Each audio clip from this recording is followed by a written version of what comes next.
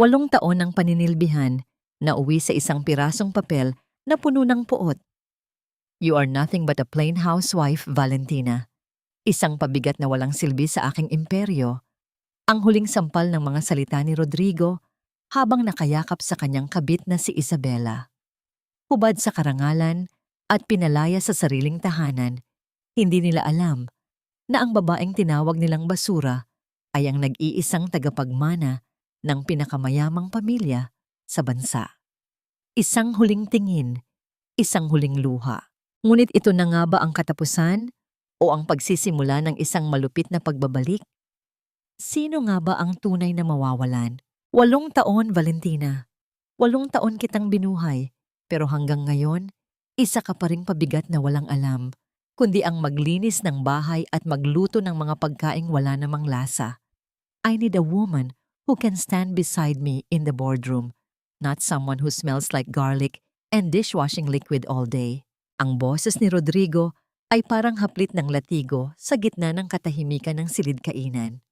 Malamig, matalim, at walang bahid ng pag-aalinlangan. Sa harap niya, nananatiling nakatayo si Valentina habang nanginginig ang mga kamay na hawak ang isang bandehado ng espesyal na adobong manok, ang paboritong luto ng kanyang asawa na maingat niyang inihanda mula pa kaninang umaga. Ang mesa ay napapalamutian ng mga kandila at sariwang bulaklak. Ngayong gabi, ang kanilang 8 anibersaryo ng kasal, ngunit sa halip na halik at pagbati, isang mapait na katotohanan ang isinalubong sa kanya. Dahan-dahang ibinaba ni Rodrigo ang isang makapal na sobre sa ibabaw ng puting mantel, direkta sa gitna ng mga platong hindi pa nagagalaw. Pirmahan mo na yan. It's the divorce papers. I've already contacted my lawyers at huwag kang mag-alala. Bibigyan kita ng sapat na pera para makapagsimula ka ulit sa kung saang putikan man kita pinulot. Isang mahinang tunog ng pagbukas ng pinto ang narinig mula sa likuran ni Rodrigo. Pumasok si Isabela, ang babaeng madalas mabanggit sa mga chismis sa business circles, suot ang isang mamahaling pulang dress na tila nanunuya sa simpleng apron na suot ni Valentina. Babe, are we done here? Ang baho naman dito, amoy kusina. Let's go. The reservation at the Hilton is at 8. Sabi ni Isabela habang nakakapit sa braso ni Rodrigo nang walang kahiya-hiya. Tila tumigil ang pag-ikot ng mundo para kay Valentina. Ang init ng bandehadong hawak niya ay hindi na niya maramdaman. Napalitan ito ng isang uri ng pamamanhid na nagmula sa kanyang dibdib at kumalat sa bawat himaymay ng kanyang laman. Pinagmasdan niya ang divorce papers na dahan-dahang nababasa ng sarsa ng adobo na tumulo mula sa bandehado. Ang bawat letra ng kanyang pangalan sa dokumento ay tila mga tinik na bumaon sa kanyang lalamunan, dahilan upang hindi siya makapagsalita. Rodrigo, anniversary natin ngayon. Ang tanging lumabas sa kanyang tuyot na labi, isang bulong na agad nilamon ng malakas na ulan na nagsimulang humampas sa mga bintana ng kanilang mansyon. Tumawa ng bahagya si Rodrigo, isang tunog na puno ng paghamak. Anniversary? That's the problem with you, Valentina. Masyado kang namumuhay sa nakaraan. Look at yourself. You are a nobody. Isang hamak na asawa na walang ambisyon. Do you really think I would stay with someone like Mo forever? You were just a phase, a comfortable background noise habang binubuo ko ang imperyo ko. Pero ngayon, tapos na ang laro. Kinuha ni Rodrigo ang kanyang designer coat at lumingon kay Isabela bago muling tumingin ng huling beses kay Valentina. I want you out of this house by tomorrow morning. Huwag kang magdadala ng kahit anong gamit na ako ang bumili. Umalis ka kung paano ka dumating na walang kahit na ano. Narinig ni Valentina ang malakas na pagsara ng pinto, isang tunog na bumasag sa huling hibla ng kanyang pagtitimpi. Ang bandehadong hawak niya ay dahan-dahang nadulas mula sa kanyang mga kamay. Bumagsak ito sa sahig at nagkabasag-basag ang porselana. Ikinalat ang pagkaing pinaghirapan niya sa buong paligid. Ngunit wala siyang nararamdamang sakit sa kanyang mga daliri na maaring tinamaan ng bubog. Ang tanging nararamdaman niya ay ang tila pagkaubos ng hangin sa kanyang mga baga. Lumapit siya sa bintana at pinanood ang pag-alis ng sasakyan ni Rodrigo. Ang pulang ilaw ng taillights nito ay unti-unting naglaho sa dilim at sa kapal ng ulan. Napahawak si Valentina sa kanyang dibdib, sinusubukang pigilin ang bawat hikbi na gustong kumawala. 8 taon niyang ibinigay ang kanyang buhay, ang kanyang pangarap, at ang kanyang dangal para sa lalaking iyon. 8 taon siyang naging anino sa likod ng tagumpay nito, tumatanggap ng bawat mura at pagbabaliwala dahil sa maling paniniwala na sapat na ang pag-ibig para baguhin ang isang tao. Napatingin siya sa kanyang refleksyon sa salamin ng bintana. Ang babaeng nakikita niya ay may maputlang balat, mga matang puno ng hapis, at katawang tila lupaypay na sa bigat ng mundong ipinatong sa kanyang mga balikat. Sa isang iglap, tila naglaho ang lahat ng kanyang pinanghahawakan. Sa gitna ng hagulhol ng langit at ng katahimikan ng malaking bahay na ngayon ay tila isang malamig na libingan, isang tanong ang paulit-ulit na umalingaw-ngaw sa kanyang isipan. Ito na nga ba ang kabayaran sa lahat ng kanyang sakripisyo? Ang itapon na parang basurang wala ng silbi matapos pakinabangan? Sa bawat patak ng ulan na tumatama sa bubong, tila may isang bahagi ng kanyang lumang pagkatao ang unti-unting namamatay. Iniiwan siyang hungkag, lito, at nag-iisa sa gitna ng unos. Ang huling natatandaan ni Valentina ay ang malupit na hagupit ng hangin at ang tila libu-libong karayom ng ulan na tumutusok sa kanyang balat habang naglalakad siya sa madilim na kalsada. Wala siyang dalang kahit ano, kahit payong o saplot sa nilalamig niyang mga balikat. Ang bawat hakbang ay tila paghatak sa isang mabigat na kadena hanggang sa ang kanyang mga tuhod ay tuluyan ng bumigay. Ang malamig at basang semento ang naging huling unan ng kanyang malay-tao bago siya nilamon ng ganap na kadiliman. Nang muling magbukas ang kanyang mga mata, hindi ang madilim na kalsada ang tumambad sa kanya.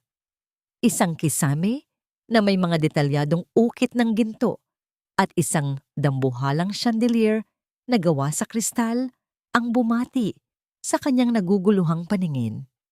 Ang hanging nalalanghap niya ay hindi na amoy usok at ulan, kundi amoy ng mamahaling kahoy na sandalwood at sariwang mga rosas. Nakahiga siya sa isang malambot na kama na may mga sapin na gawa sa purong sutla. Isang karangyaan na kahit sa 8 taon niya sa piling ni Rodrigo ay hindi niya kailanman naramdaman.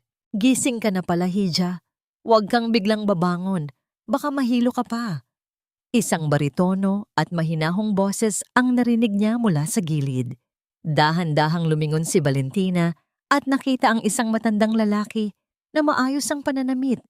May hawak na mga dokumento at may salamin sa mata.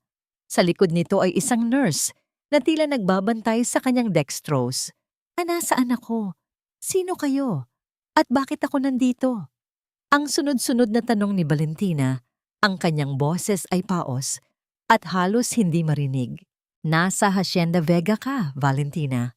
Ako si Attorney Ernesto Santos, ang personal na abogado at katiwala ng iyong ama. Sagot ng matanda habang tipid ng ngumingiti. Tila binuhusan ng nagyayalong tubig si Valentina sa narinig. Ama? Wala akong ama. Patay na ang kaisa-isang tao na itinuturing kong pamilya, ang nanay ko, at wala akong kilalang Vega. Pilit siyang bumangon, binaliwala ang kirot sa kanyang sentido at ang panghihina ng kanyang mga braso. Ang galit na matagal nang nakabaon sa kanyang puso ay muling nag-alab. Kung sino man ang nagdala sa akin dito, sabihin niyo sa kanila na hindi ko kailangan ng limos. Sanay na akong itapon. Hindi ito limos, Valentina. Ito ay pagbawi sa mga taong nawala.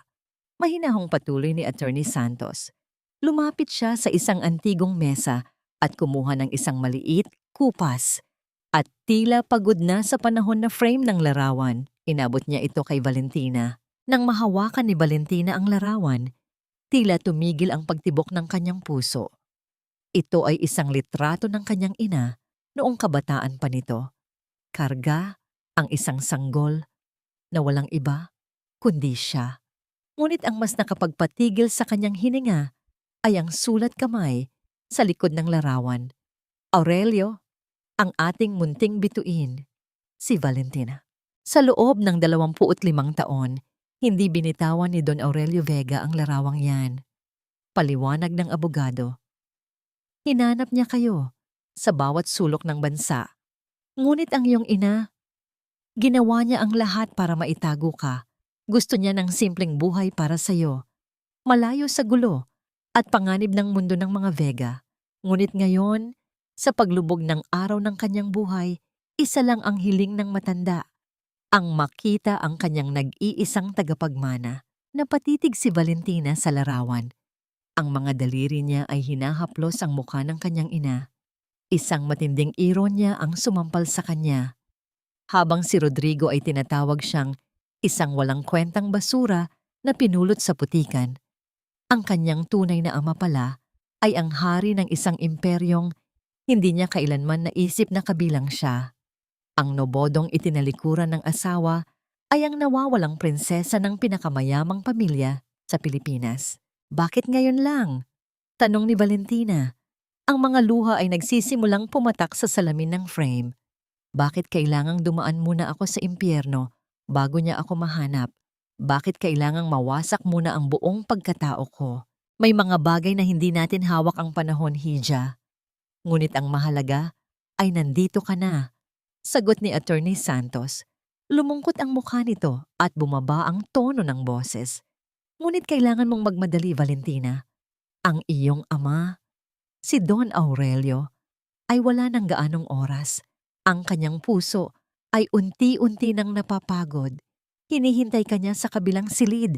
Gusto niyang humingi ng tawad bago siya tuluyang magpaalam. Nanigas si Valentina sa kanyang kinauupuan.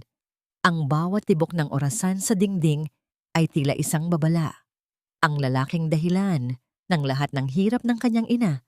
Ang lalaking kinamuhian niya sa kanyang mga panaginip ay narito lamang sa abot tanaw. At higit sa lahat, ang lalaking ito, ang tanging susi upang mabawi niya ang kanyang dangal na niyurakan ng mga taong nagpahirap sa kanya. Dahan-dahan siyang tumayo, kahit nanginginig ang kanyang mga binti. Hinawakan niya ng mahigpit ang kupas na larawan, tila kumukuha ng lakas mula sa alaala ng kanyang ina. Dalhin niyo ako sa kanya, sabi niya ng may determinasyon. Gusto kong makita ang taong nagsasabing siya ang dahilan kung bakit ako narito sa mundong ito. Ngunit bago pa sila makalabas ng silid, isang mabilis na pagkatok ang narinig. Ang pinto ay bumukas at isang nurse ang humahangos. Ang mukha ay puno ng kaba. Attorney, ang monitor ni Don Aurelio. Bigla pong bumaba ang kanyang heart rate. Mukhang ito na ang huling sandali. Patawad, anak. Patawad dahil hinayaan kong maranasan mo ang dilim nang wala ako sa tabi mo. Ang mga salitang iyon na binigkas sa pagitan ng bawat hirap na paghinga ay tila isang punyal na bumaon sa puso ni Valentina. Sa loob ng silid na amoy gamot at tila binabalot ng anino ng kamatayan, nakita niya ang lalaking kinatatakutan at iginagalang ng buong bansa. Ngunit ang nasa harap niya ngayon ay hindi ang makapangyarihang Don Aurelio Vega na nasa mga pahayagan. Ang nakahiga sa kama ay isang matandang payat, maputla at ang mga mata ay puno ng pagsisisi na tila isang dagat na walang hangganan. Dahan-dahang lumapit si Valentina sa gilid ng kama. Ang bawat tunog ng makinang nagbabantay sa tibok ng puso ng matanda ay tila isang paalala na ang bawat segundo ay unti-unti nang nauubos. Noong isang gabi lang, pinalayas siya ng kanyang asawa dahil siya ay walang kwenta. Ngunit ngayon, sa harap ng namamatay na hari ng mga Vega, siya ang tanging mahalaga. Isang mapait na ngiti ang sumilay sa kanyang mga labi habang pinagmamasdan ang nanginginig na kamay ng ama na pilit na umaabot sa kanya. Bakit, Papa? Ang tanging tanong na lumabas sa bibig ni Valentina, ang salitang Papa ay naging lasa ng abo sa kanyang dila. Bakit hinayaan mong lumaki akong Naniniwalang wala akong pinagmulan.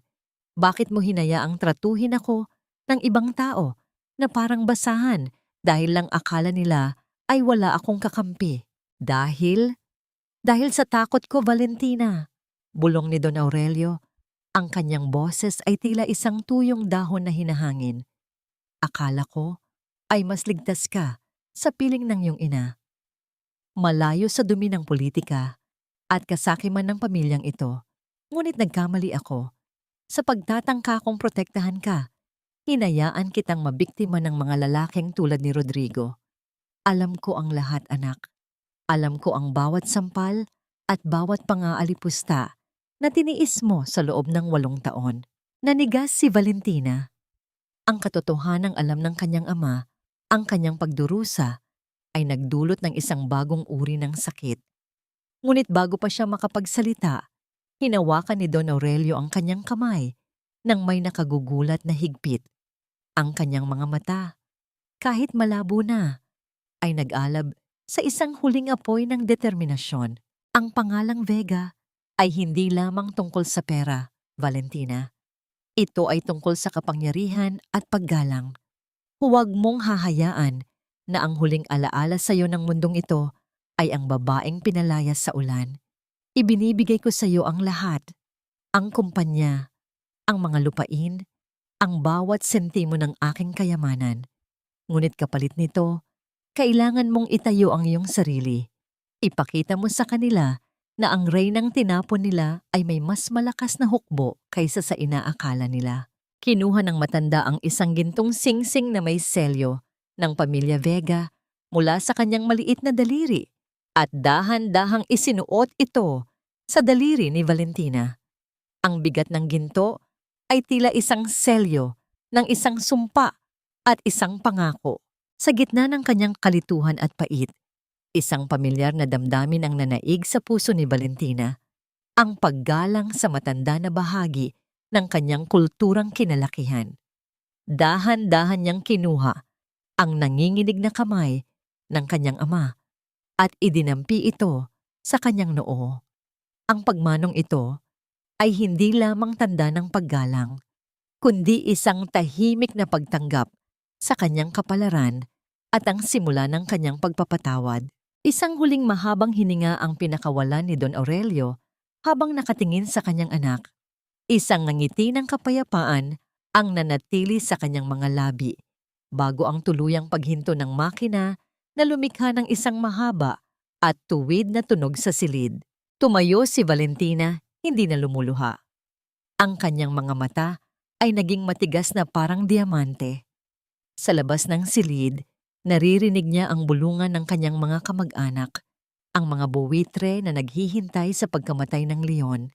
Hindi nila alam na ang leon ay may iniwang tagapagmana na mas mapanganib kaysa sa inaasahan nila. Hinarap ni Valentina ang pinto. Ang kanyang aura ay nagbago. Ang dating mapagkumbabang asawa ay naglaho na at sa kanyang lugar ay isang babaeng may misyon. Lumingon siya sa bangkay ng kanyang ama at bumulong sa hangin. Hindi lang nila ako makikilala, Papa. Pagsisisihan nila ang bawat luha na idinulot nila sa akin. Magsisimula ang kanilang wakas sa araw na ito. Ngunit sa gitna ng kanyang determinasyon, isang anino ang nakatayo sa dulo ng pasilyo. Si Attorney Santos na may dalang isang itim na folder. Chairperson Valentina, hindi lahat sa Board of Directors ay tatanggap sa iyo ng maluwag. May mga lihim si Don Aurelio na hindi niya nabanggit. Mga lihim na maaaring sumira sa iyo bago ka pa makapagsimula. Ang amoy ng bawang at mantika na dati ay nakadikit sa bawat himaymay ng kanyang balat ay napalitan na ng bango ng mamahaling French perfume at ang amoy ng bagong lathalang mga dokumento. 6 na buwan ang lumipas mula nang huling maramdaman ni Valentina ang lamig ng ulan sa kanyang katawan. Ngunit ang lamig na yon ay hindi naglaho. Nanahan ito sa kanyang mga mata. Naging isang matigas na yelo na walang sino man ang makakatunaw. Sa loob ng 6 na buwan, ang bawat araw ni Valentina ay naging isang labanan. Sa ilalim ng mahigpit na gabay ni Attorney Santos at ng mga pinakamahusay na strategist ng Vega Group, Ang dating asawa na marunong lamang sumunod sa bawat utos ni Rodrigo ay natutong magdikta ng kapalaran ng libu-libong tao. Imbes na recipe ng ulam, ang binabasa niya gabi-gabi ay mga financial reports, stock market analysis, at mga tactical acquisition plans.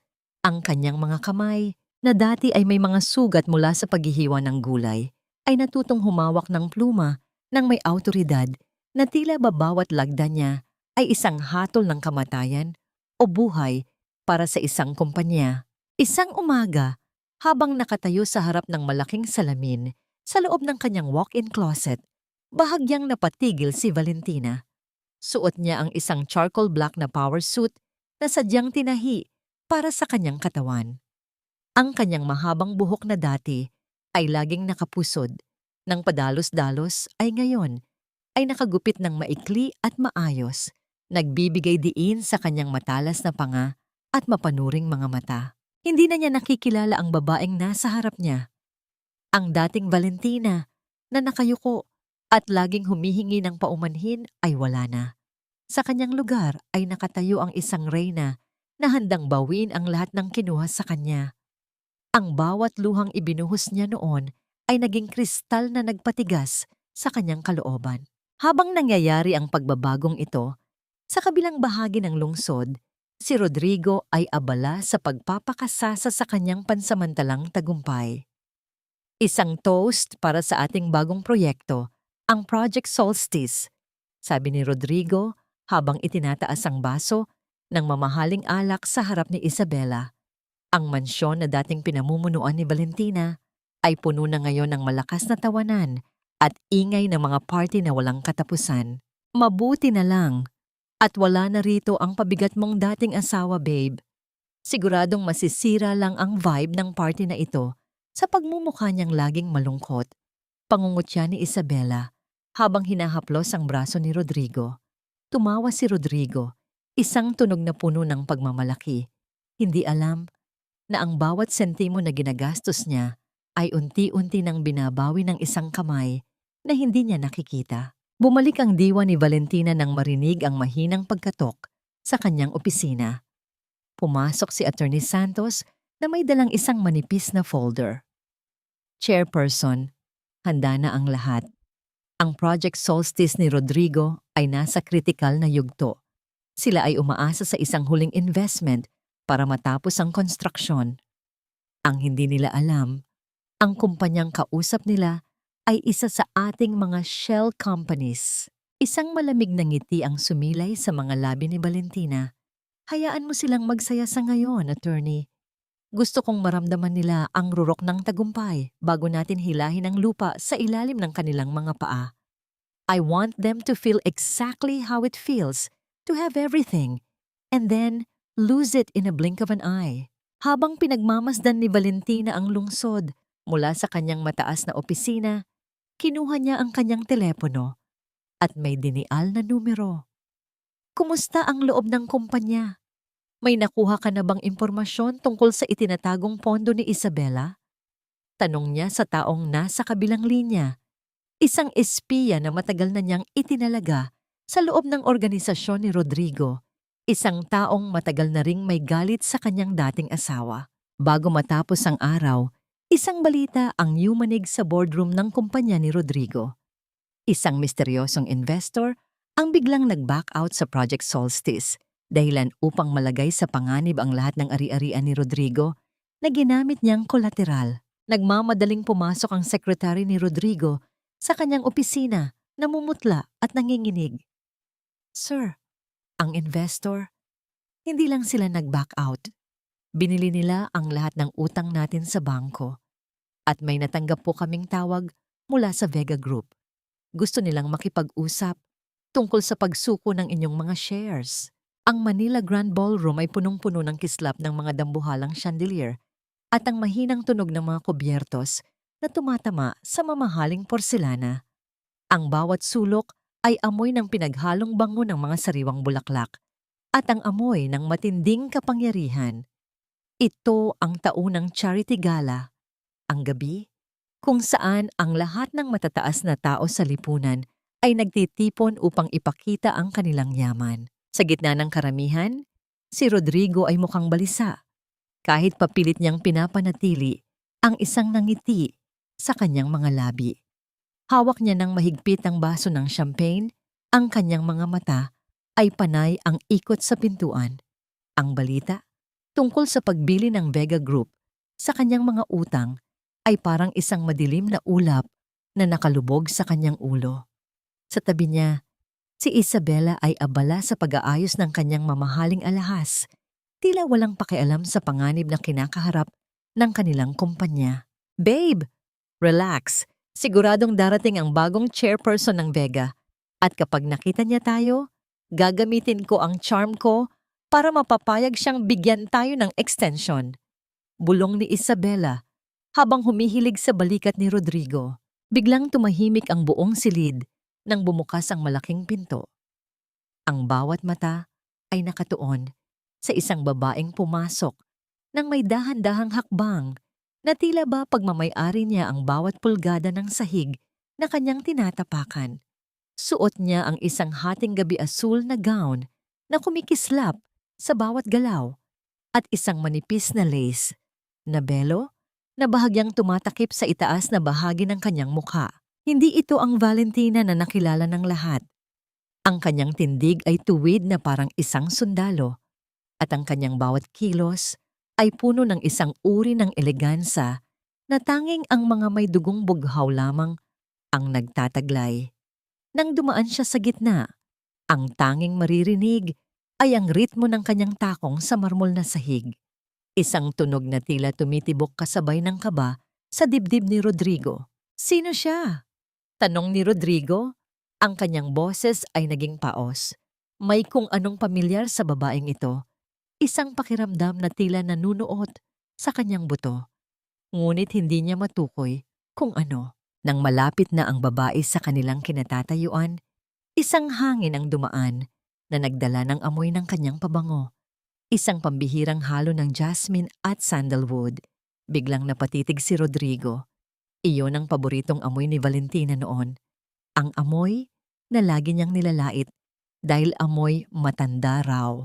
Ngunit ngayon, sa babaeng ito, ang amoy na yon ay naging simbolo ng karangyaan at misteryo. "Excuse me?" Ang boses ng babae ay malamig at malalim, malayo sa mahinang boses na nakasanayan ni Rodrigo. "I believe you are Mr. Rodrigo de la Vega?" Yes, I am. And you must be the representative of Vega Group?" Nautal na sagot ni Rodrigo. Inabot niya ang kanyang kamay, umaasang mahahawakan ang balat ng misteryosong babae.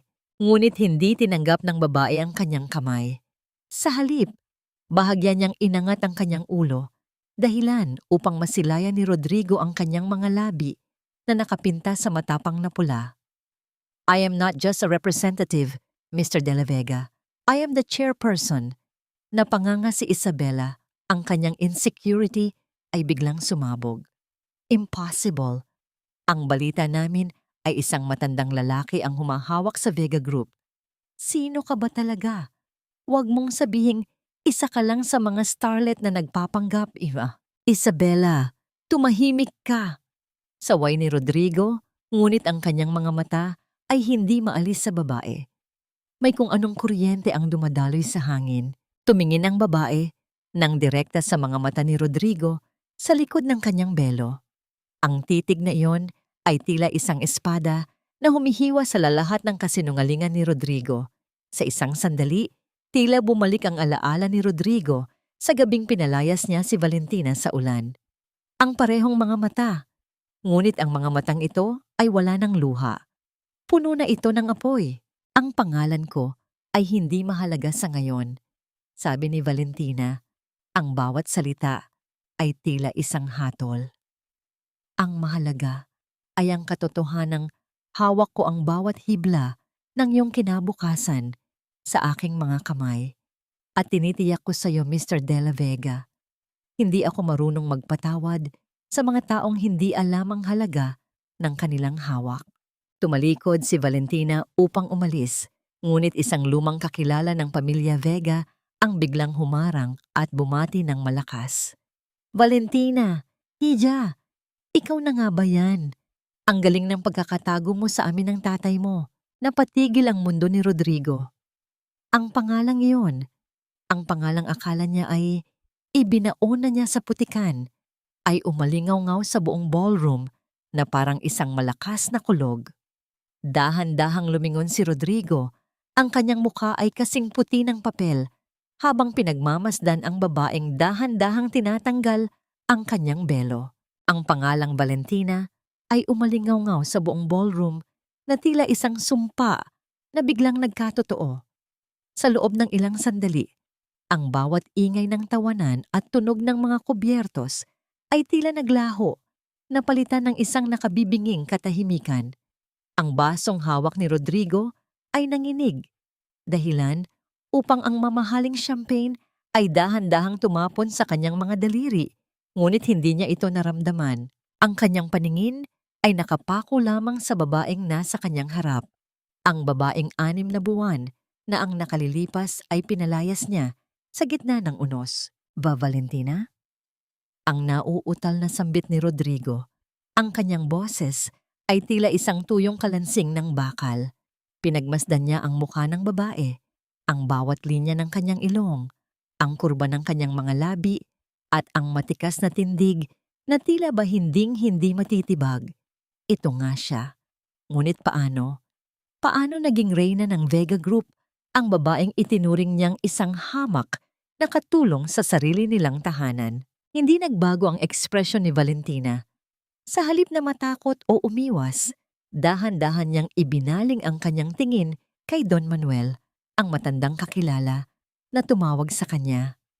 Isang matamis, ngunit malamig na ngiti ang sumilay sa kanyang mga labi. Opo, Don Manuel. Pasensya na po kung naging lihim ang aking pagbabalik. Marami lang po akong kailangang ayusin bago ako tuluyang magpakita sa inyong lahat. Hinarap niyang muli si Rodrigo at ang namumutlang si Isabela. Ang kanyang mga mata ay walang bakas ng pag-aalinlangan. Tanging isang malalim at madilim na karagatan ng determinasyon ang makikita rito. Mukhang nagulat ka, Mr. De La Vega. Bakit? Akala mo ba ay nanatili akong nakalubog sa putikang sinasabi mo? This is a joke. Isang malaking panloloko. Biglang sigaw ni Isabela. Ang kanyang boses ay naging matinis dahil sa sobrang insecurity. Rodrigo, huwag kang maniwala sa kanya. Imposibleng ang babaeng ito ang tagapagmana ng mga Vega. Siguradong ginagamit lang niya ang katawan niya para makuha ang posisyong yan. Isang mahinang tawa ang pinakawalan ni Valentina. Isang tunog na puno ng kapangyarihan at paghamak. Isabela, hanggang ngayon ay ganyan pa rin kababaw ang takbo ng utak mo. Ngunit hindi ko kayo masisisi. Masyado kayong naging komportable sa inyong mga kasinungalingan, kaya hindi nyo nakikita ang katotohanan kahit nasa harap nyo na. Binaliwala ni Valentina ang kanilang mga reaksyon at dahan-dahang lumapit kay Rodrigo. Ang bawat hakbang niya ay tila isang mabigat na pasanin sa dibdib ng lalaki. Bukas ng umaga, Mr. De La Vega, ang bawat bangkong may hawak ng iyong utang ay tatawag sa iyo. At tinitiyak ko sa iyo, wala ni isa sa kanila ang magbibigay sa iyo ng kahit isang segundo ng palugit. Ang bitag na ginawa mo para sa sarili mo ay tuluyan ng magsasara. Hindi na hinintay ni Valentina ang sagot ni Rodrigo. Tumalikod siya ng may buong dangal. Ang kanyang gown ay humahawi sa hangin sa bawat galaw niya. Iniwan niya ang dalawa na tila mga estatwang nakatayo sa gitna ng karamihan. Pinagtitinginan at pinagbubulungan ng lahat. Kinabukasan, ang ganda ng umaga ay hindi naramdaman ni Rodrigo. Ang tunog ng kanyang telepono na sunod-sunod na tumutunog ay tila mga hiyaw ng kamatayan. Ano? Hindi niyo ma-extend ang credit line ko? Pero kumpanya natin ang Project Solstice. Sigaw ni Rodrigo sa kanyang kausap na bank manager. Pasensya na, Mr. De La Vega. Ang Vega Group ang bumili ng inyong mga promissory notes. Sila na ang may-ari ng inyong mga utang at may utos silang ipatupad ang immediate foreclosure kung hindi kayo makakabayad bago magtanghali. Ang malamig na sagot mula sa kabilang linya bago ito tuluyang naputol. Sa loob ng kanyang opisina sa Vega Tower, nakaupo si Valentina habang pinagmamasdan ang screen ng kanyang computer. Nakikita niya ang bawat pagbagsak ng stocks ng kumpanya ni Rodrigo. Hawak niya ang isang tasa ng mainit na kape. Ang amoy nito ay nagbibigay sa kanya ng isang uri ng kapayapaan na matagal na niyang hinahanap. Wala siyang nararamdamang pagsisisi. Ang bawat sentimo na nawawala kay Rodrigo ay kabayaran sa 8 taon ng kanyang pagluha. Pumasok si Attorney Santos na may dalang isang itim na sobre. Chairperson, natanggap na ni Rodrigo ang abiso. Si Isabela naman ay nagsisimula na ring maghanap ng paraan para itakas ang kanyang mga personal na ari-arian. At may isa pa pong balita. Isang sulat na galing sa isang hindi kilalang tao ang ipinadala para sa inyo. Binuksan ni Valentina ang sulat. Isang maikling mensahe ang nakasulat sa loob. Hindi lang ikaw ang biktima ni Rodrigo. Alam ko kung nasaan ang mga itinatago niyang offshore accounts. Magkita tayo. Napatigil si Valentina. Isang bagong misteryo ang bumukas sa gitna ng kanyang paghihiganti. Sino ang taong ito? At anong sikreto pa ang itinatago ni Rodrigo na maaring maging huling pako sa kanyang kabaong? I'm sorry, Mr. De La Vega, but Chairperson Valentina is currently in a high-level meeting. Hindi po kayo maaaring pumasok ng walang appointment. Ang boses ng receptionist sa lobby ng Vega Tower ay kasing lamig ng puting marmol na sahig ng gusali. Para kay Rodrigo, ang bawat salitang yon ay tila isang sampal sa kanyang pagkatao. Siya, na dati ay tinitingala at tinitilian sa bawat business forum, ay nakatayo ngayon sa gitna ng lobby, pinagpapawisan sa loob ng kanyang mamahaling suit at tila isang hamak na pulubi na naghihintay ng limos. Hindi mo ba ako kilala? I am Rodrigo de la Vega. Asawa ako ng chairperson niyo. Ang pagalit na sigaw ni Rodrigo, ngunit ang kanyang boses ay pumiyok sa dulo dahil sa takot at pagod. Ang mga tao sa paligid, mga empleyadong maayos ang bihis at mga bisitang may matataas na katungkulan ay nagsimulang lumingon at magbulungan. Correction, Mr. De La Vega, you are her ex-husband. Ang malamig na pagtatama ng receptionist habang hindi man lang inaalis ang tingin sa screen ng computer. At ayon sa aming records, wala po kayong karapatang gamitin ang pangalan ng pamilya Vega. Napahawak si Rodrigo sa counter upang hindi matumba. Sa loob ng 5 oras, nanatili siyang nakatayo at naghihintay sa lobby. Bawat minuto ay tila isang taon ng pagdurusa. Naalala niya kung paano niya pinaghintay si Valentina noon sa labas ng kanyang opisina ng mahigit 6 na oras dahil lang sa gusto niyang iparamdam dito na hindi ito mahalaga. Ngayon, ang tadhana ay bumalik sa kanya ng may higit na lupit. Sa kabilang banda, si Isabela ay hindi na sumasagot sa kanyang mga tawag. Ang huling balita niya ay abala ito sa pag-iimpake ng kanyang mga branded na bag, handang iwan ang lumulubog na barko ni Rodrigo. Ang realization na wala siyang tunay na kakampi ay unti-unting dumudurog sa kanyang puso. Eksaktong 3:00 ng hapon, lumapit sa kanya si Attorney Santos. Pinapatawag ka na ng chairperson. Sumunod ka sa akin. Sumakay sila sa isang glass elevator na mabilis na umakyat patungo sa penthouse. Habang tumataas ang elevator, tila lalong bumibigat ang dibdib ni Rodrigo. Nang bumukas ang pinto ng opisina ni Valentina, ang amoy ng sandalwood at ang katahimikan ng silid ay sumalubong sa kanya. Nakatalikod si Valentina, nakatingin sa malawak na tanawin ng lungsod mula sa malaking bintana. Valentina! Ang mahinang tawag ni Rodrigo. Sinubukan niyang gawing malambing ang kanyang boses, ang boses na ginagamit niya noon para makuha ang gusto niya mula sa asawa. Valentina, alam kong nagkamali ako. Nadala lang ako ng pressure sa trabaho, kaya ko nagawa ang mga bagay na yon. Pero look, we can fix this. Hindi mo kailangang gawin to sa akin. Tayo pa rin naman, di ba? Dahan-dahang humarap si Valentina. Ang kanyang mga mata ay walang kahit anong emosyon. Hindi galit, hindi lungkot, kundi isang malalim at nakatatakot na kawalan. "Speak, Mr. De La Vega," sabi niya. Ang kanyang boses ay parang isang estranghero. "May 3 minuto ka para kumbinsihin ako kung bakit hindi ko dapat tuluyang ipasara ang kumpanya mo sa loob ng susunod na 1 oras." Lumapit si Rodrigo. Susubukan sanang hawakan ang kamay ni Valentina, ngunit bago pa siya makalapit, ay humarang na ang 2 malalaking bodyguard. Napahinto siya at napalunok. "Valentina, please, ang Project Solstice ay ang buhay ko. Kung kukunin mo yan, wala nang matitira sa akin. Isipin mo naman ang 8 taon natin. Naging mabuti naman akong asawa sa'yo kahit paano, di ba?" Isang mahinang tunog ng pagbuga ng hangin ang kumawala sa mga labi ni Valentina. Isang tawa na puno ng pait. Mabuting asawa? Ang ituring akong katulong?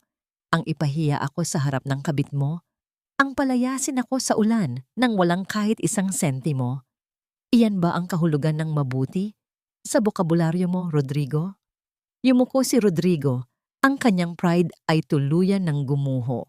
"Patawad. Patawarin mo ako. Gagawin ko ang lahat. Basta wag mo lang kuhanin ang lahat sa akin." Naglakad si Valentina patungo sa kanyang mesa at kumuha ng isang barya mula sa kanyang drawer. Inihagis niya ito sa paanan ni Rodrigo. Ang tunog ng barya sa sahig ay umalingaw-ngaw sa buong silid. "Iyan ang halaga mo sa akin ngayon, Rodrigo. Isang barya. Gamitin mo yan para sa pamasahe mo pauwi. Dahil sa oras na ito, ang mansyong tinitirhan mo ay pag-aari na ng Vega Group. At huwag kang mag-alala. Hindi ko hahayaang maging homeless ka. May isang maliit na apartment sa tapat ng palengke na binayaran ko na para sa'yo. Doon mo mararamdaman kung paano mabuhay bilang isang nobody." "Valentina, hindi mo pwedeng gawin to." Ang sigaw ni Rodrigo habang kinakaladkad siya palabas ng mga bodyguard. "I am still the man you loved. Ang lalaking minahal ko ay namatay na sa ulan nung gabing pinalayas mo ako." Ang huling sagot ni Valentina bago tuluyang sumara ang pinto. Naiwang mag-isa si Valentina sa loob ng kanyang opisina. Huminga siya ng malalim, ngunit ang kanyang puso ay tila may isang malaking butas pa rin. Sa gitna ng kanyang tagumpay, isang tanong ang pumasok sa kanyang isip. Sapat na nga ba ang paghihiganti para punan ng 8 taon ng nawalang pagkatao? Kinuha niya ang itim na folder na naglalaman ng impormasyon tungkol sa misteryosong sulat. Ang pangalang nakasulat sa loob ay nagpabilis ng kanyang tibok ng puso. Isang pangalan mula sa nakaraan ni Rodrigo na hindi niya kailanman narinig. "Hindi ako pumasok sa buhay mo para tumira sa isang butas ng daga, Rodrigo. I chose you because of your empire, and now that it's gone, what's left to stay for?" Ang mga salitang ito mula kay Isabela ay mas masakit pa sa barya na inihagis ni Valentina sa sahig ng opisina. Nakatayo si Rodrigo sa gitna ng kanilang malawak na silid. Pinapanood ang babaeng akala niya ay katuwang niya sa buhay habang mabilis nitong isinisilid ang mga mamahaling alahas at designer bags sa loob ng malalaking maleta. Ang mansyon na dati ay puno ng halakhak at karangyaan ay tila naging isang malamig na kuweba kung saan ang tanging maririnig ay ang mabilis na pagbukas at pagsasara ng mga drawer. "Isabela, paano mo nasasabi yan? Ibinigay ko sa iyo ang lahat. Tinalikuran ko si Valentina. Sinira ko ang pamilya ko para lang sa ating dalawa." Ang sigaw ni Rodrigo, ang kanyang boses ay puno ng pait at hindi makapaniwalang pagtataksil. "Ngayon na kailangan kita. Ngayon mo ako iiwan." Tumigil si Isabela sa kanyang pag-eempake at lumingon kay Rodrigo nang may mapanghamak na tingin. Ang ganda nito na dati ay nagpapalambot sa tuhod ni Rodrigo ay tila naging isang matalas na patalim. "Valentina was a fool, Rodrigo. She loved you for your soul, but I loved you for your bank account. Huwag kang umasta na parang biktima rito. You used her, and now karma is using you." Isang matinding katahimikan ang namayani sa silid. Napaupo si Rodrigo sa gilid ng kama, ang kanyang mga kamay ay nanginginig. Sa unang pagkakataon sa loob ng 8 taon, pumasok sa kanyang isipan ang imahe ni Valentina. Ang Valentina na matiyagang naghihintay sa kanya tuwing gabi. Ang Valentina na laging may nakahandang mainit na sabaw kapag masama ang kanyang pakiramdam. At ang Valentina na kailanman ay hindi tumingin sa kanyang pitaka. Ang background noise na dati ay binaliwala niya ay ang tanging tunay na himig sa kanyang buhay. Dahan-dahan siyang tumayo at lumapit sa isang maliit na drawer sa gilid ng kama na bihira niyang buksan. Doon, sa ilalim ng ilang mga dokumento, ay nakita niya ang isang lumang panyo. Ito ay may burda ng kanyang mga inisyal, isang bagay na ginawa ni Valentina noong unang taon ng kanilang relasyon. Ang tela ay luma na, ngunit ang bango ng sabon na madalas gamitin ni Valentina ay tila nanunuot pa rin sa mga hibla nito. Sa sandaling iyon, tila gumuho ang huling pader ng kanyang pride. Ang bawat pang-aalipusta na ginawa niya kay Valentina ay bumalik sa kanya na parang isang malakas na sampal. Anong ginawa ko? Bulong niya sa sarili habang ang mga luha ay nagsisimulang pumatak sa lumang panyo. Ngunit ang kanyang pagsisisi ay agad na naputol nang marinig niya ang malakas na pagtunog ng cellphone ni Isabela mula sa kabilang silid. Dahil sa bukas ang pinto, malinaw niyang narinig ang malambing na boses ni Isabela na nakikipag-usap sa isang lalaki. Don't worry, Mark. Nakuha ko na ang halos lahat ng mahahalagang alahas. I'll meet you at the airport in 2 hours. Hayaan mo na si Rodrigo. Let him rot in that dirty apartment that his wife gave him, sabi ni Isabela habang humahagik-gik. Ang galit na tila isang bulkang natutulog ay biglang sumabog sa dibdib ni Rodrigo. Naglakad siya patungo kay Isabela.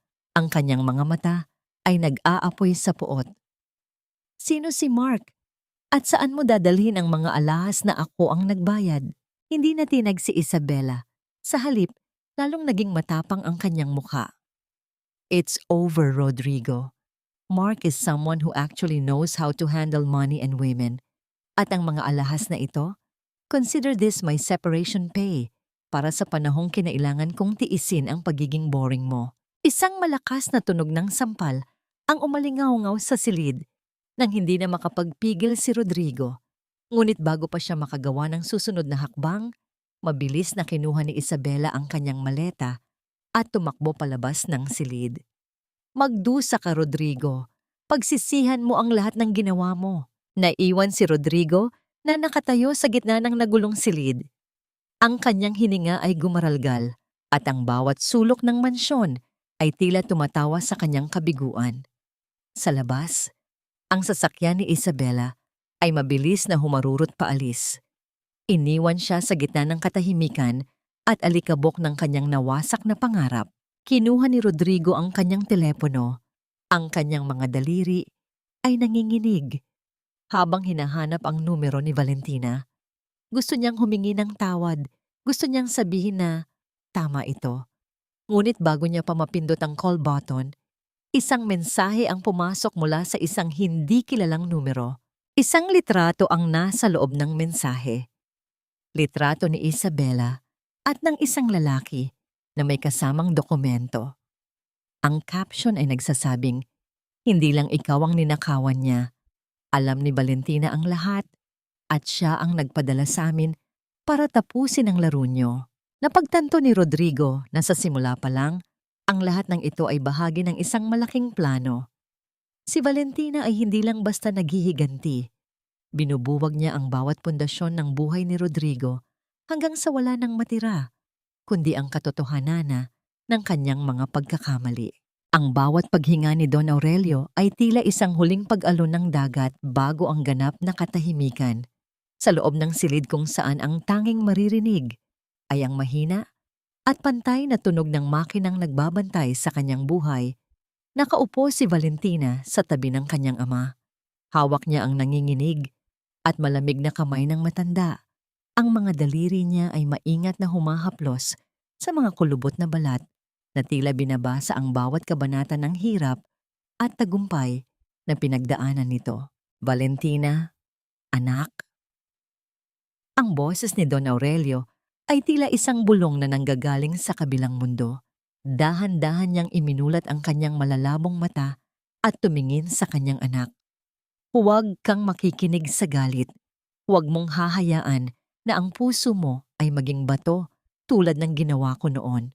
Papa, huwag na po kayong magsalita. Magpahinga na po kayo.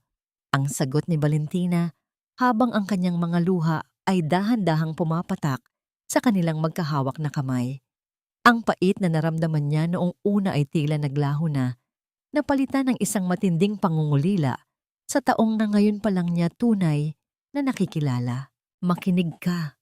Pilit na pagpapatuloy ng matanda. Ang paghihiganti ay parang lason na iniinom mo habang umaasang ang kaaway mo ang mamatay. I want you to be happy, Valentina. Hindi lang makapangyarihan. Gamitin mo ang yaman ng mga Vega para sa kabutihan, para sa mga taong walang boses, tulad mo noon. Kinuha ni Don Aurelio ang isang maliit na kadena mula sa kanyang leeg. Nakasabit dito ang isang antigong gintong susi na may kakaibang mga ukit. Inilagay niya ito sa palad ni Valentina at dahan-dahan itong isinara gamit ang kanyang huling lakas.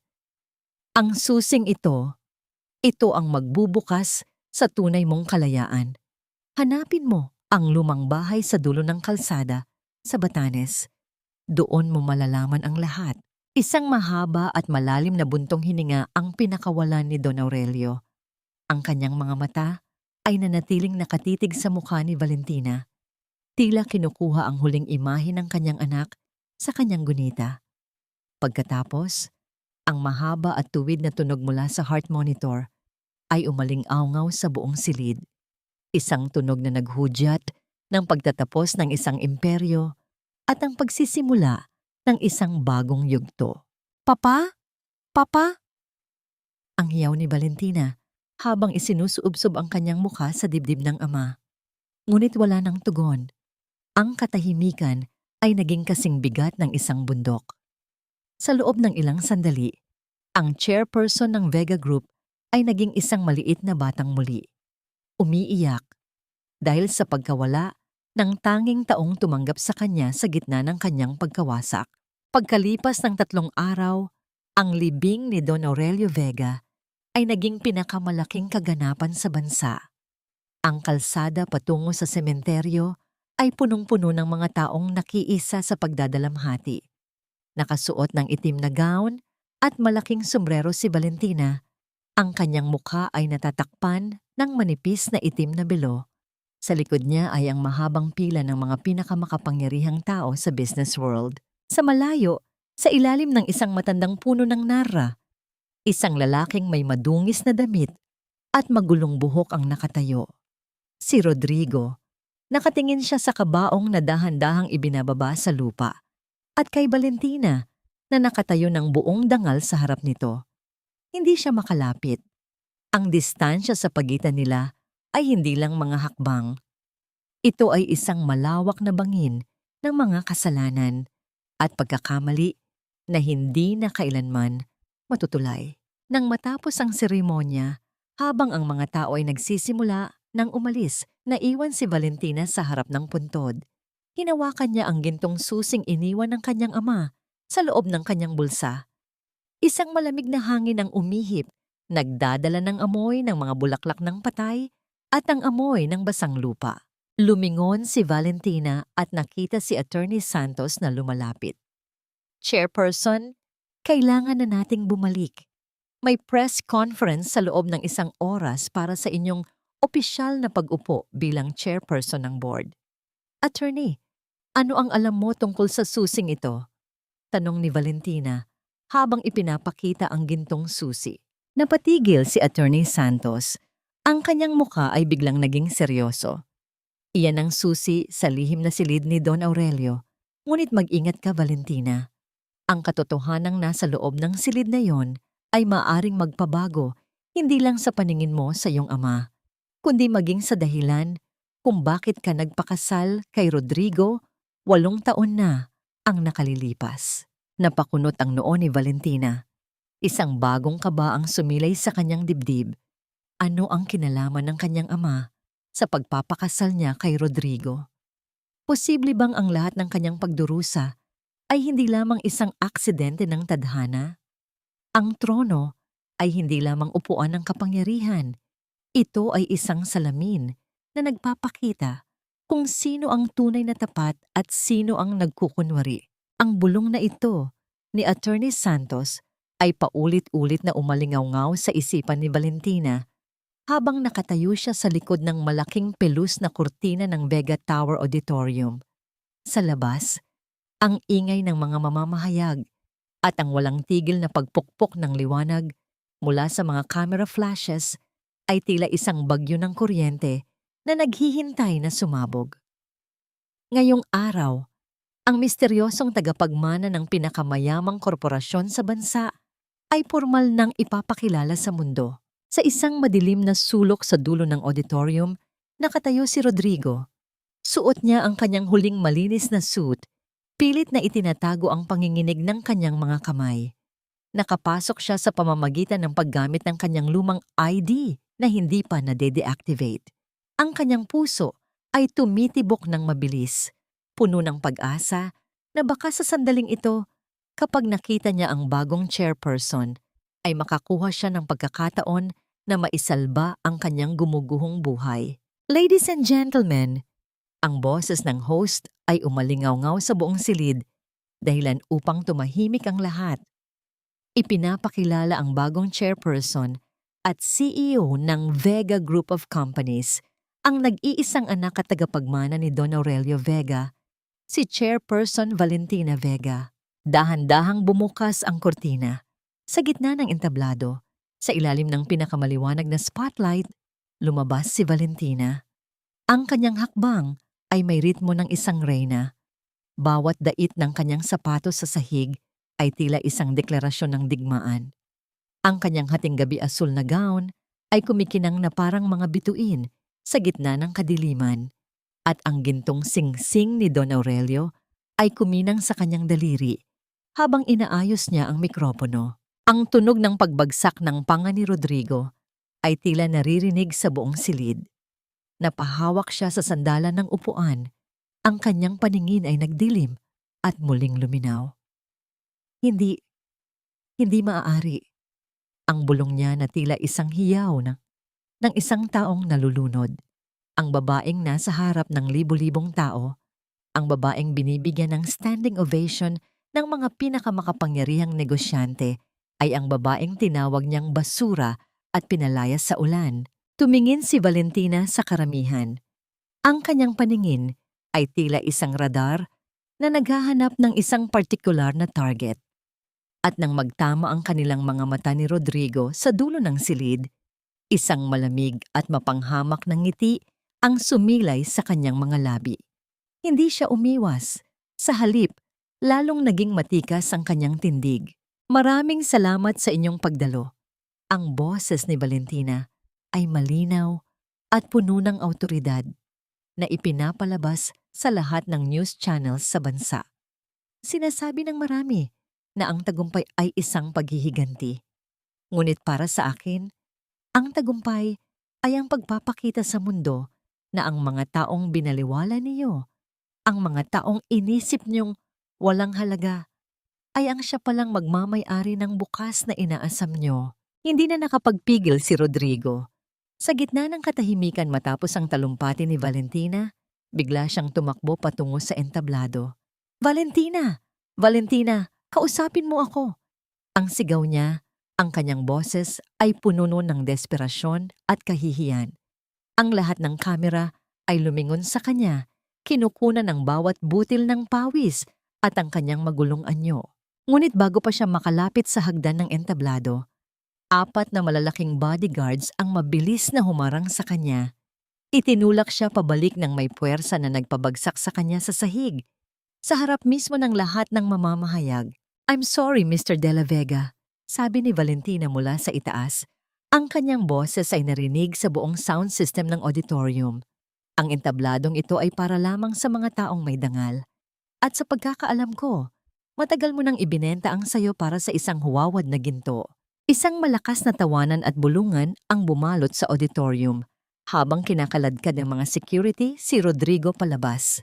Ang imahe ni Rodrigo na nakasalampak sa sahig habang si Valentina ay nakatayo sa itaas ay naging huling frame ng live broadcast sa gabing iyon. Nang matapos ang press conference, bumalik si Valentina sa kanyang holding room. Doon ay naghihintay si Attorney Santos na may dalang isang tablet. Chairperson, may kailangan kayong makita. Habang nangyayari ang press conference, may nagpadala ng video footage mula sa lumang security system ng inyong dating bahay ni Rodrigo. Pinanood ni Valentina ang video. Ang kanyang mga kamay ay unti-unting nanlamig. Sa video, nakita niya ang kanyang ama, si Don Aurelio. 8 taon na ang nakalilipas. Pumapasok sa opisina ni Rodrigo. May iniabot itong isang itim na maleta at isang kontrata. Ang boses ni Don Aurelio sa video ay malinaw. Ito ang bayad para pakasalan mo ang anak ko at manatili ka sa tabi niya. Ngunit tandaan mo, Rodrigo, sa sandaling saktan mo siya, kukunin ko ang lahat sa'yo, pati ang iyong kaluluwa. Napaupo si Valentina.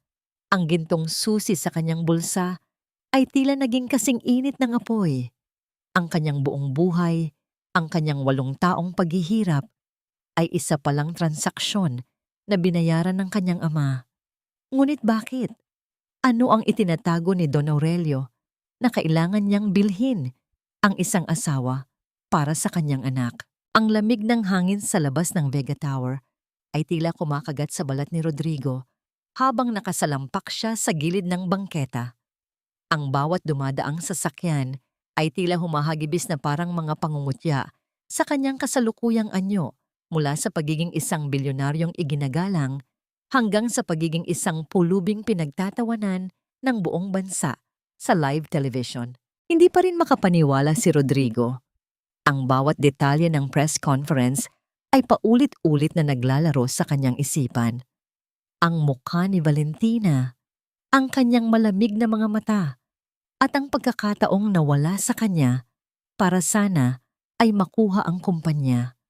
Ngunit ang masakit na katotohanan ay ang nalaman niya sa gitna ng kanyang pagkawasak. Ang kontratang nilagdaan niya, 8 taon na ang nakalilipas. Binayaran niya ako?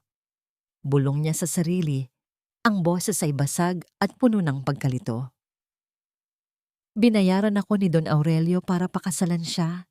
Hindi pag-ibig ang dahilan, isa lang itong malaking palabas. Sa gitna ng kanyang pagliliwaliw sa sariling kamalayan, isang anino ang humarang sa kanyang paningin. Isang mamahaling sasakyan ang huminto sa harap niya at bumaba mula rito ang isang babaeng nakasuot ng itim na suit. Hindi ito si Valentina.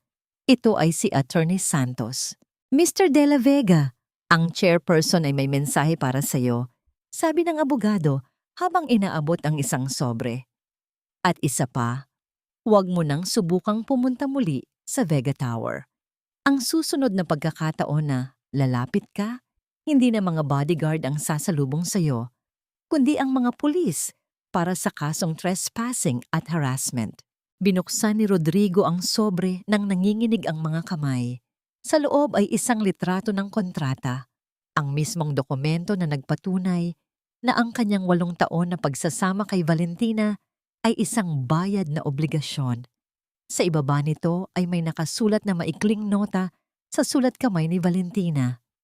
Ngayong alam mo na ang katotohanan, wala ka ng karapatang humingi ng tawad dahil ang lahat ng pagpapanggap mo ay may katumbas na presyo at ang presyong yun ay ang buong buhay mo. Hindi matanggap ni Rodrigo ang pagkatalo. Sa isang huling pagtatangka na iligtas ang kanyang dignidad, nagpasiya siyang pumunta sa maliit na apartment na ibinigay ni Valentina, ang tanging lugar na matitirhan niya. Ngunit pagdating niya roon, isang grupo ng mga tao ang naghihintay. Sila ay mga creditors, mga taong dati niyang pinautang at kinalugmok sa hirap, at ngayon ay bumalik upang singilin siya sa kanyang sariling barya. Rodrigo, akala mo ba nakalimutan na namin ang lahat ng panloloko mo? Ang sigaw ng isa sa mga biktima ng kanyang nakaraang negosyo. hindi na siya nakalaban. Sa loob ng maliit at maduming apartment, si Rodrigo ay napasigaw sa matinding pagsisisi. Wala si Isabela, wala ang kanyang yaman, at wala na rin ang babaeng dati ay nagmamahal sa kanya ng tapat. Napatitig siya sa pader.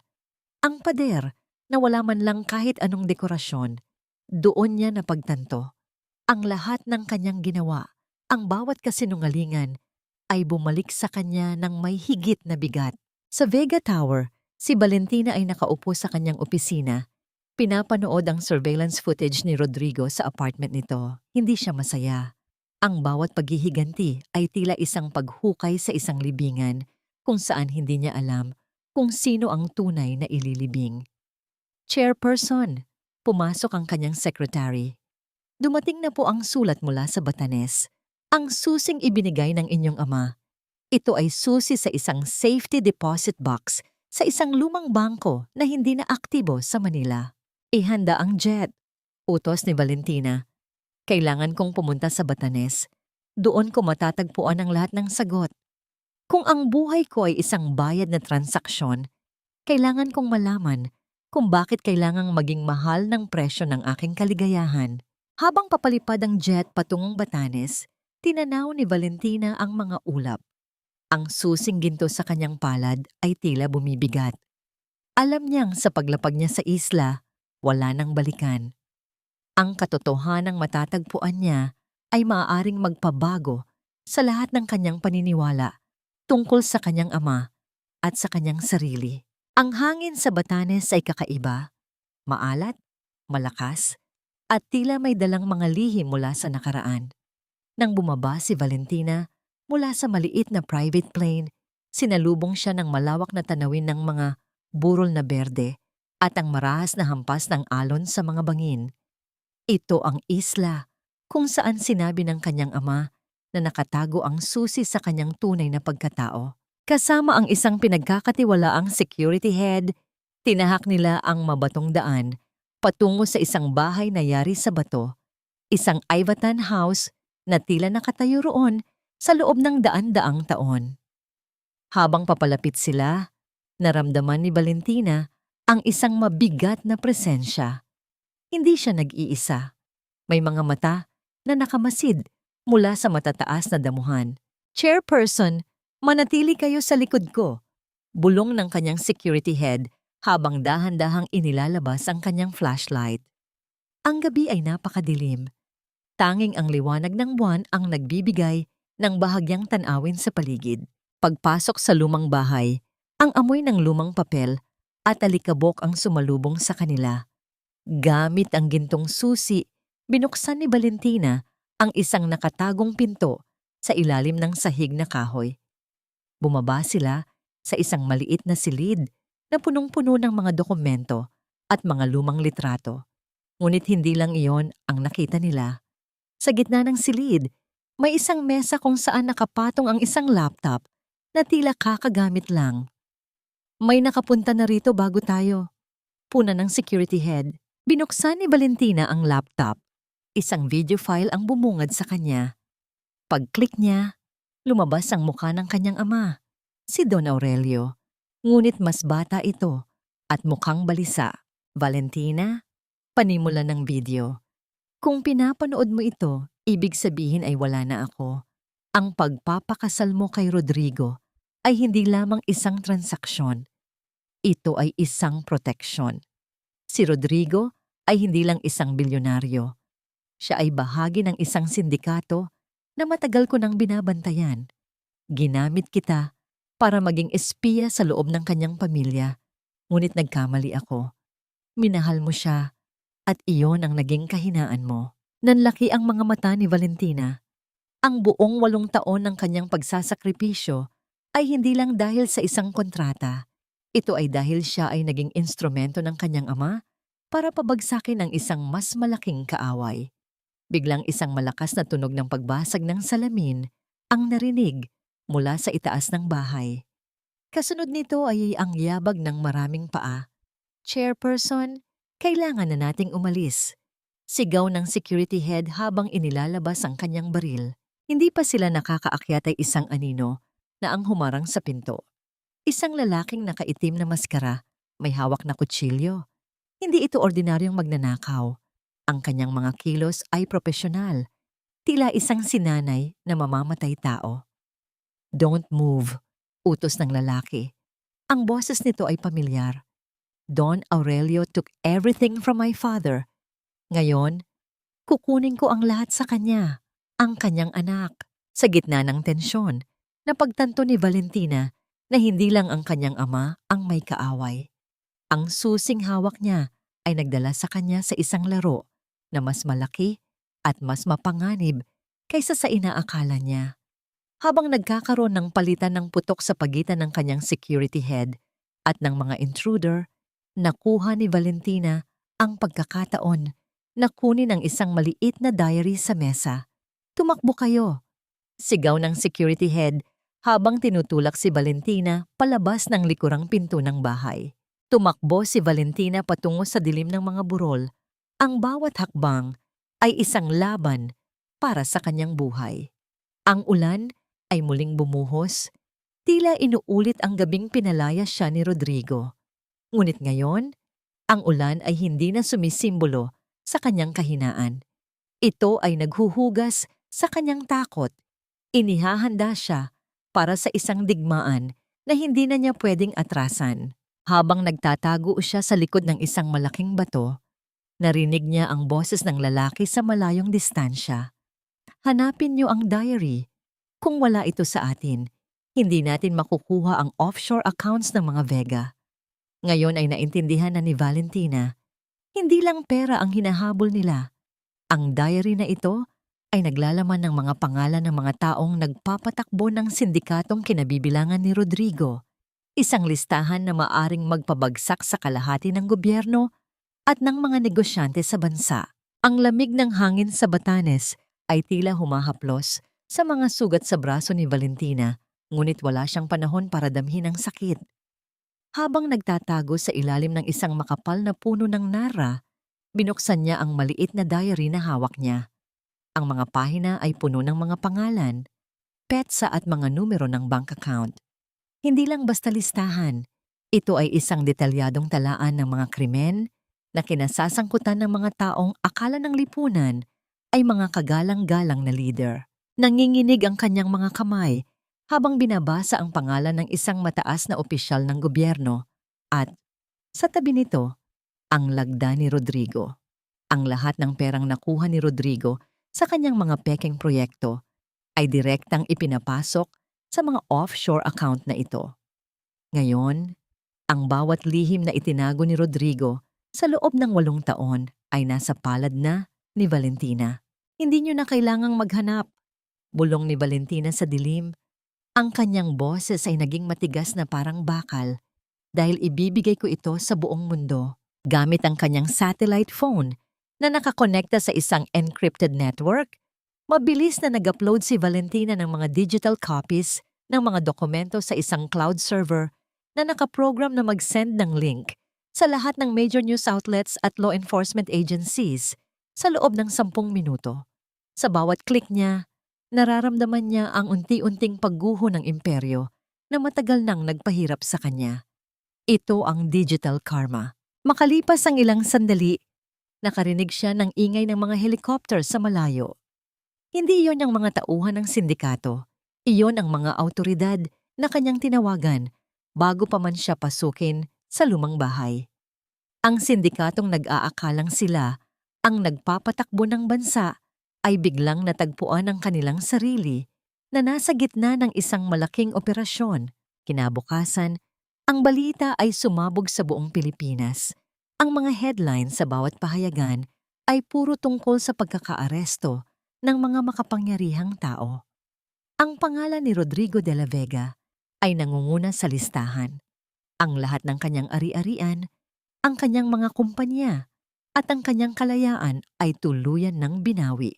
Habang nakaupo si Valentina sa loob ng kanyang opisina sa Vega Tower, pinanood niya ang live coverage ng pagkakaresto kay Rodrigo. Ang lalaking dati ay mayabang na nagtataboy sa kanya ay nakita niyang nakaposas. Ang kanyang mukha ay puno ng takot at pagkalito. Wala nang bakas ng kayabangan. Wala nang Isabela na susuporta sa kanya. Siya ay mag-isa sa harap ng hustisya na matagal niyang tinakasan. Chairperson, tawag ni Attorney Santos, ang lahat ng kanilang assets ay nakumpiska na. Ang Vega Group ay opisyal nang walang anumang koneksyon sa kanilang mga krimen dahil sa mga ebidensyang inilabas nyo. Tumingin si Valentina sa labas ng bintana. Ang lungsod na dati ay tila isang hawla para sa kanya ay malawak na ngayon at puno ng pagkakataon. Naisip niya ang lahat ng mga babaeng tulad niya na nakaranas ng pagmamalupit. Ang mga babaeng walang boses, walang pera, at walang kakampi. Attorney, simulan natin ang paglipat ng 50% ng mga nakumpiskang yaman ni Rodrigo at ng sindikato sa isang foundation. Utos ni Valentina. Gagamitin natin ang perang ito para tulungan ang mga biktima ng domestic abuse at human trafficking. Gusto kong ang bawat sentimo na ninakaw nila ay maging tulay para sa pagbangon ng iba. Sa kabilang banda, sa loob ng isang madilim na kulungan, nakatitig si Rodrigo sa pader. Ang bawat gabi ay tila isang habambuhay. Nalaman niya ang tungkol sa foundation ni Valentina. Ang perang itinuring niyang kapangyarihan ay ginagamit na ngayon para sa isang layunin na hindi niya kailanman naunawaan. Ang kanyang pagkatalo ay hindi lamang pisikal. Ito ay pagguho ng kanyang buong pagkatao. Sa huli, napagtanto niya na ang pinakamalaking parusa ay hindi ang pagkakulong, kundi ang pag-alam na ang babaeng itinapon niya ang siya ring nagbigay ng liwanag sa mundo na sinira niya. Ang hangin sa labas ng lungsod ay sariwa, amoy ng mga basang damo, at lupang naghihintay ng bagong pagsibol. Sa likod ng kanyang mamahaling sasakyan, pinagmamasdan ni Valentina ang nagbabagong tanawin habang papalayo sila sa gitna ng makasaysayang ingay ng Maynila.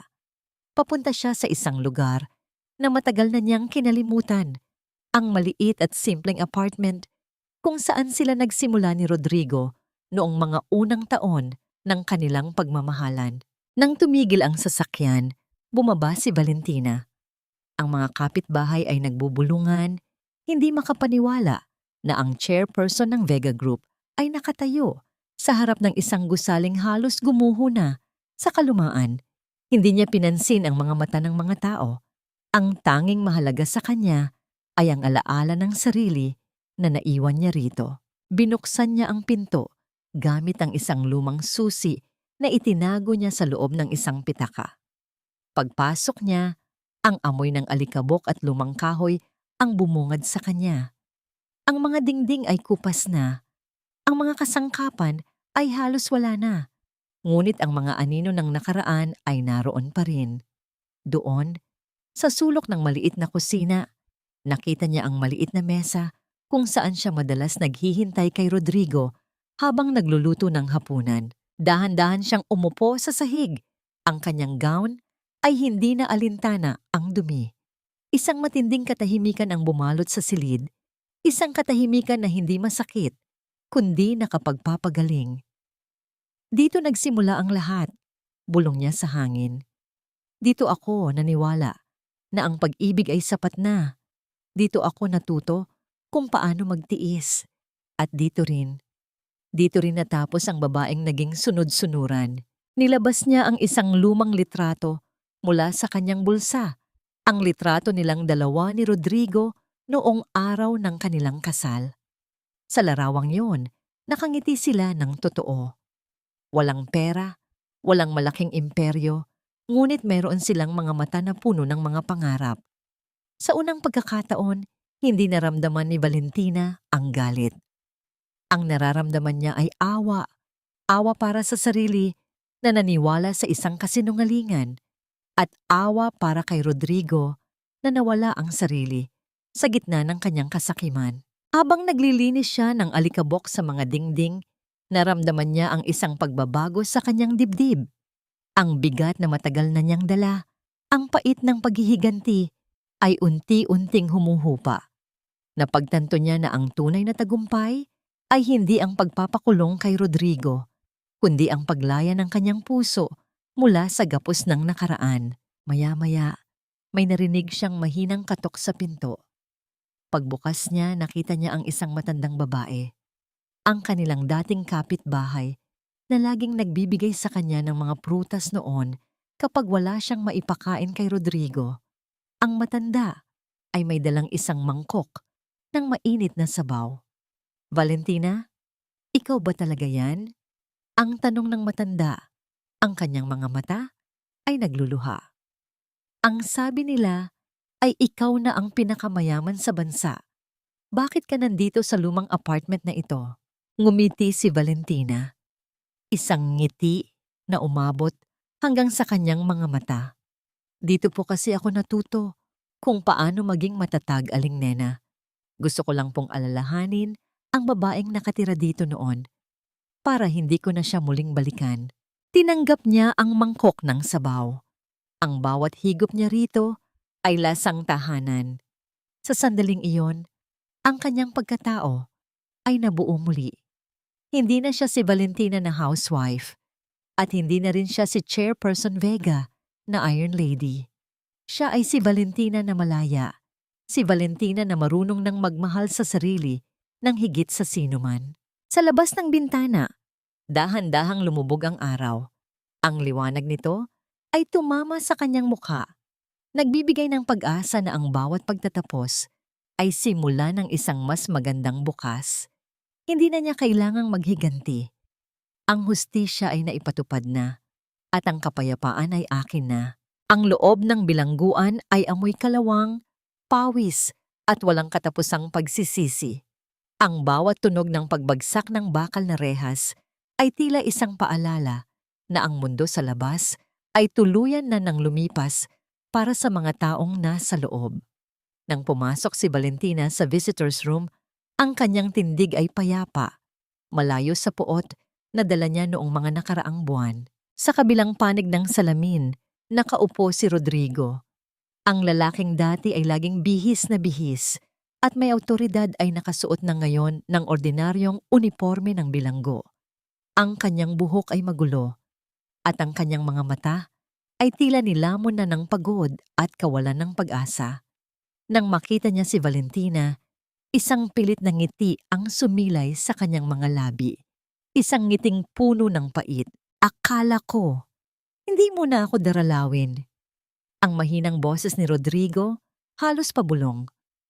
Ang boses na dati ay nag-uutos sa kanya ay mahina na ngayon, parang tuyong dahon na madaling madurog. Dumalaw ako para tapusin ang lahat, Rodrigo. Sagot ni Valentina habang hawak ang teleponong konektado sa boses ng lalaki. Hindi para maghiganti at hindi rin para magparinig. Dumalaw ako para sabihin sa iyo na napatawad na kita. Napaangat ang tingin ni Rodrigo. Ang kanyang mga mata ay nanlaki sa gulat. Patawad? Pagkatapos ng lahat ng ginawa ko sa iyo? Pagkatapos ng 8 taon na pagpapahirap at ng panloloko ko? Paano mo nagagawa yan? Dahil ang pagkapuot sa iyo ay parang pag-inom ng lason at pag-aabang na ikaw ang mamatay, paliwanag ni Valentina. Natutunan ko na ang tunay na kalayaan ay hindi ang makita kang nagdurusa sa loob ng rehas na ito. Ang tunay na kalayaan ay ang pag-alis sa iyo sa loob ng puso ko. Pinalaya na kita, Rodrigo. Pinalaya ko na ang sarili ko mula sa galit na nagtali sa atin. Napayuko si Rodrigo at nagsimulang umiyak. Hindi iyon luha ng pagpapaawa. Iyon ay luha ng pagsisisi na matagal na niyang ibinaon. Ang lalaking dati ay hindi marunong umiyak para sa iba ay nanginginig na ngayon sa harap ng babaeng sinaktan niya ng lubos. Alam ko na hindi sapat ang sorry ko. Pero Valentina, sa loob ng 4 na dingding na ito, natutunan ko ang halaga ng bawat pagkakataong sinayang ko. Salamat. Salamat sa hindi pagbitaw noong mga panahong ikaw lang ang may hawak ng mundo ko. Inilabas ni Valentina ang isang sobre at inilagay sa maliit na slot ng salamin. Iyan ang huling legal na dokumento para sa paglilipat ng lumang bahay na binanggit ko sa iyo noon. Kahit papaano, may matutuluyan ka paglabas mo balang araw. Huwag mo itong tingnan bilang limos, kundi bilang huling utang na loob ko sa 8 taon na tinuruan mo ako kung paano maging matatag. Tumayo na si Valentina, handa nang umalis. Huwag mo na akong hahanapin, Rodrigo. Ito na ang huli nating pagkikita. Mabuhay ka ng maayos, hindi para sa akin, kundi para sa sarili mo. Habang naglalakad palabas si Valentina, narinig niya ang boses ni Rodrigo mula sa loob. Valentina, salamat.